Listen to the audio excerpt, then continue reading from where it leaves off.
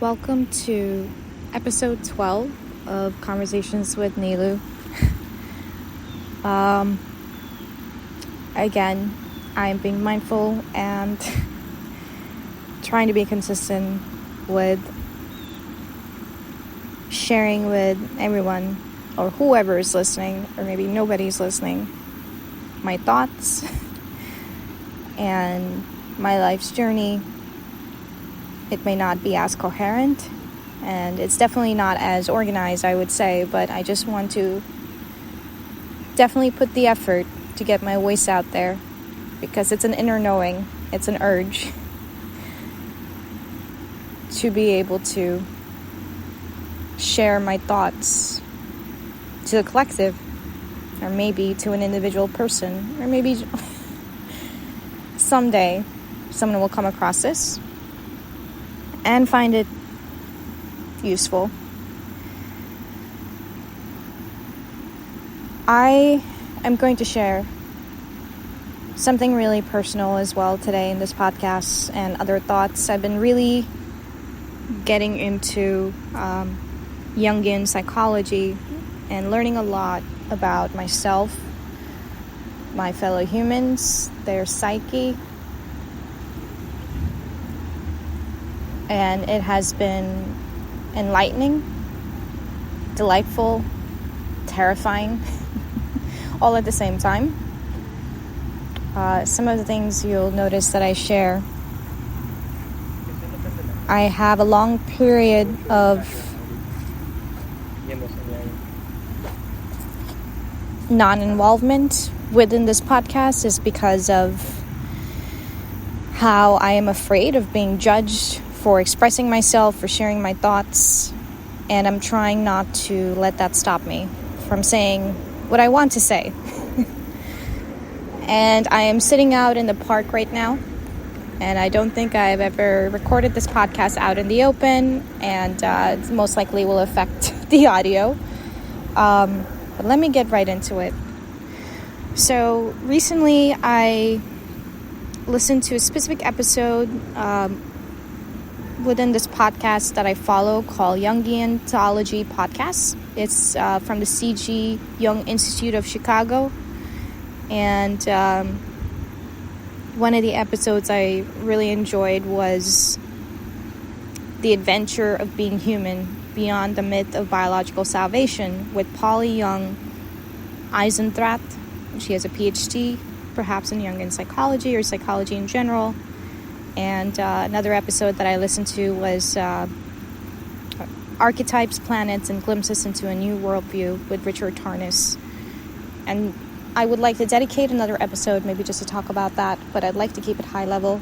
And one of the things I wanted to share about was my favorite show, Xfiles. And honestly, I don't even remember the episode name or number. I just remember the messages, the meaning, how it hit me deep. One thing I understood about myself and my nature is anything that is meaningful to me, that really hits home with its message, with its deep expression of what it is trying to convey, it really hits a different part of my brain, I would say. Not so much the logic part, but maybe a little bit, right?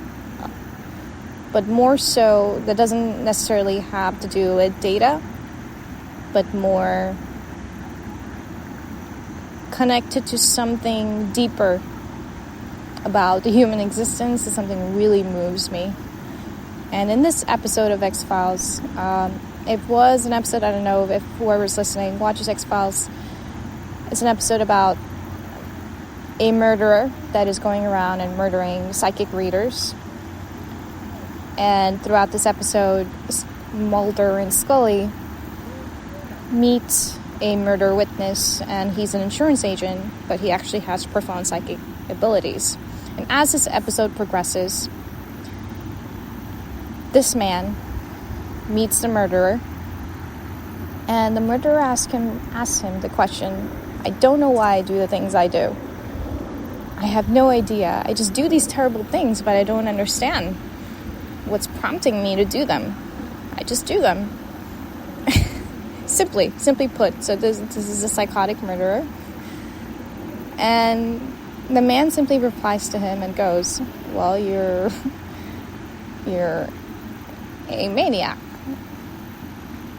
You're a maniacal psychotic person. Don't you see? That's why you murder. And not even in a very enraged way. Simply to allow the guy to help him understand this is his identity. This is the reason behind why he has been performing these heinous acts. And he goes, oh, I never saw it that way. I had no idea. This episode was so profound when I was watching this entire scene enact, because it gives you a glimpse of ourselves. It just gives a glimpse of humanity in general. All of us. We go through our lives making choices, doing things every day, not questioning why we do them. Why did I make this choice? Why do I act the way I do? Why do I have these thoughts? What is causing them? And these things are important to question and be aware about. And even in our medical system, there's not much emphasis placed on maintaining mental health or getting therapy on a regular basis. None of this exists. We go through our lives getting traumatized by the samsara that exists around this, of course. All the darkness, all the unhealed humans that are walking around hurting other people. And I, including myself, have been in that place. I realized how important it was for me to always come back to this place in my life where I am self-aware, that I'm trying to question myself and understand, because when I understand myself, I understand everything else around me and everyone else around me a little bit more. And I have more compassion when I do. And I think that's very important to instill in every human being, because it will make for a better place on Earth.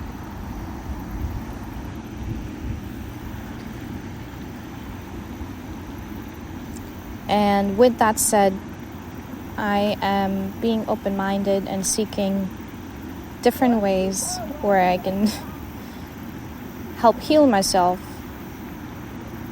as healing myself equals to healing the collective, of course. I had my first Reiki therapy session, and I'm just going to read an excerpt off my journal to what I experienced.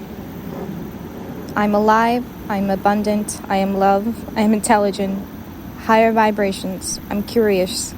She advises me, she being the Reiki master. I visited a childhood memory yesterday again, and I feel healed I healed that aspect of myself. I hugged my inner child and punched a demon in my psyche. The psyche is one place I think we have control when we are in our power. Realize our power to be able to mold things into the world and narratives we want to carve ourselves. But this requires awareness, remembrance of the narratives we need to transmute, to create new things into being, to take charge. There are things in the psyche present that we are not aware of, and that impacts the psyche of the collective in turn. I floated and felt at peace being with myself. So this is another thing that I did after my Reiki session, is I did a float in the sensory deprivation tank. And this is something that I've done in the past, but it's been a while for me. And I really wanted to do this because I really needed to meditate.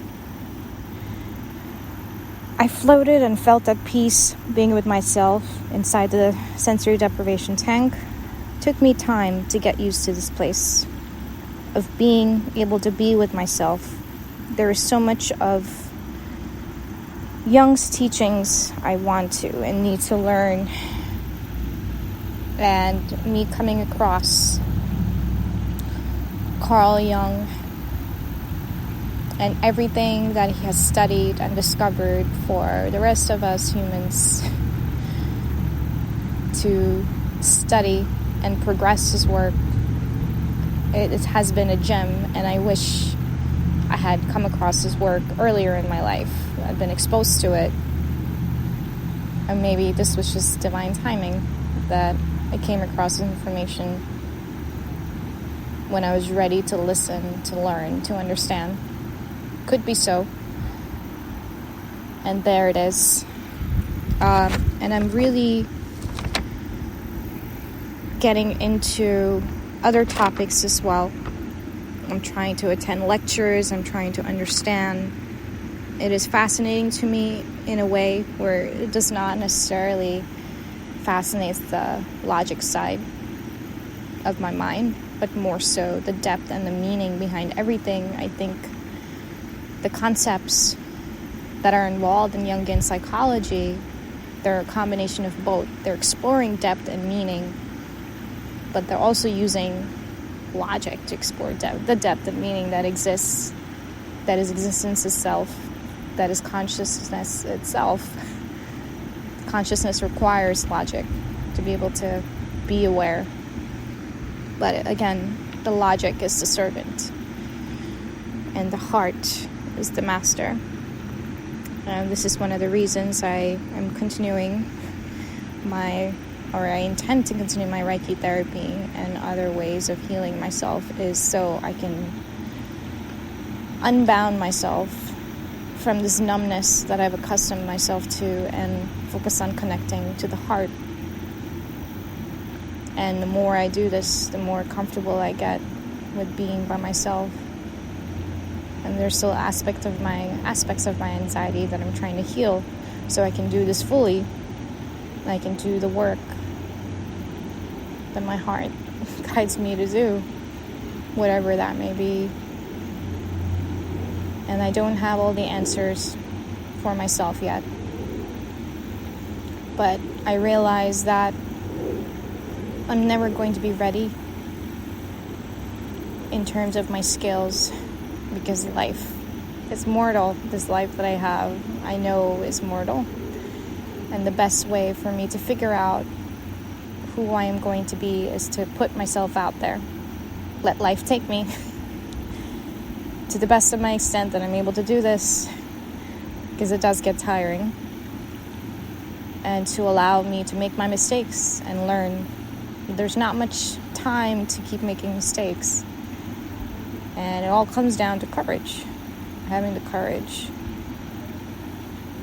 to somehow wander into the unknown and figure it out.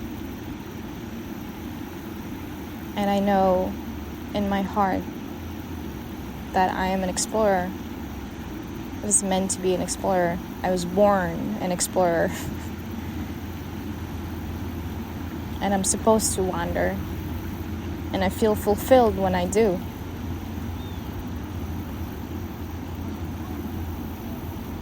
And I know this in my heart. And so,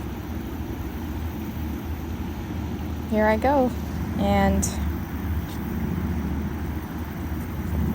let's see where this journey takes me. So far, it has been challenging, and yet in some ways so fulfilling. It's so full of lessons and growth and evolution. And I look forward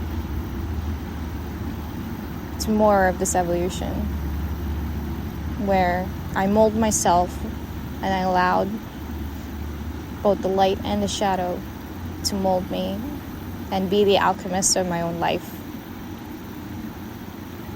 Thank you for listening again. And I'll catch you in the next episode.